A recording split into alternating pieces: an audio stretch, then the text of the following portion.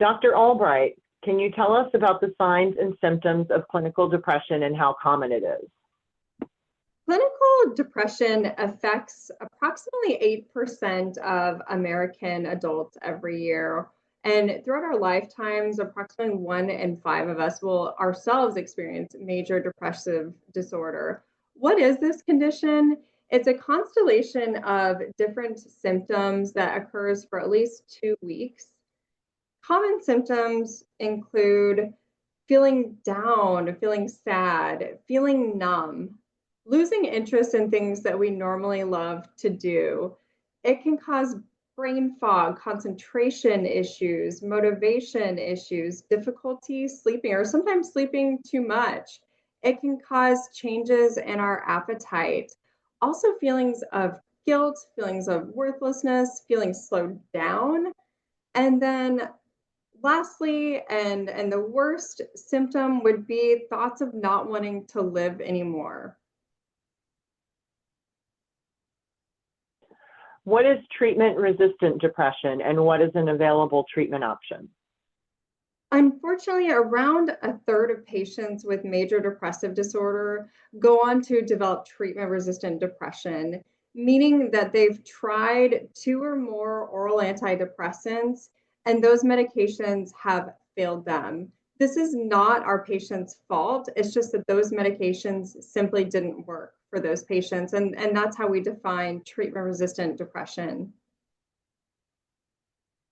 Okay. Ben, can you tell us about your experience with treatment-resistant depression?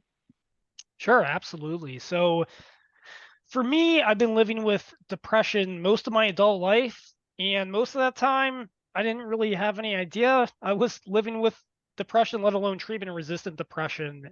And it started off with the symptoms Dr. Albright kind of was just walking through, and they just build and compound on one another until it just pins you down. And the hopelessness, the losing interest in hobbies and things like that, everything that makes us us and makes us human go away where you don't find joy in those things. Like for me, running, creative writing, things like that. And I just didn't feel like I had a purpose anymore. Then over time, my family had to intervene because over the days and weeks, months, years of this, it got to the point where I collapsed, figuratively and literally. I was stuck in bed for days at a time. I wasn't able to brush my teeth for days at a time. My apartment was a mess. I wasn't able to work, and I would, try to fall asleep on the floor whenever I could, and just try to sleep through the day whenever I could. And my family started to get involved, and they pushed me to go to therapy when they saw me get really bad and very irritable and all that. And I worked with my psychiatrist. And for those who don't understand, the antidepressant routine is start low and work your way up over weeks. Typically around 8 weeks you get there, and if that doesn't work, you work your way down and you start a new one and rinse and repeat. And for me, for the treatment resistant depression part, when my psychiatrist was finally able to diagnose me, I went through like 10 different antidepressants. And what that mean is I didn't get any of the benefits from them. I got all the side effects from them, which made the depression so much worse because I am still depressed, but now I have all these physical, mental symptoms from my antidepressants on top of that.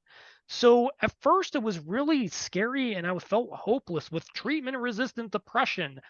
But it turned into hope when I started to see that, oh, millions of people live with this and there are options for it. And one being Spravato, which my sister actually introduced me to while they were going through, still through FDA approval, saw some patient testimonies, sounded promising, limited side effects, and I worked with my psychiatrist to get into Spravato treatment.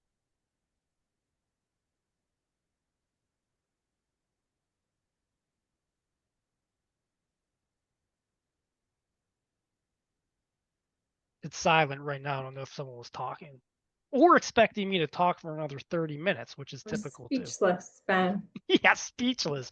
Oh, by the 20th time we heard you say that, we are.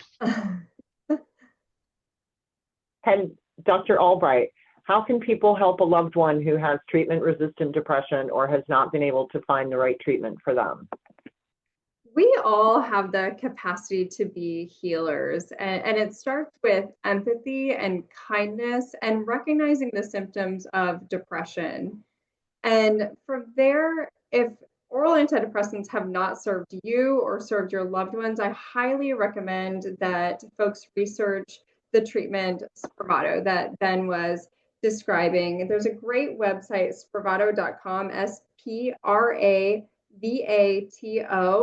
and it will go over the risks and benefits of this treatment, such as dissociation, hypertension, nausea, sedation, also respiratory depression, and risk of abuse and misuse. That's why this treatment is administered in certified treatment centers with medical supervision.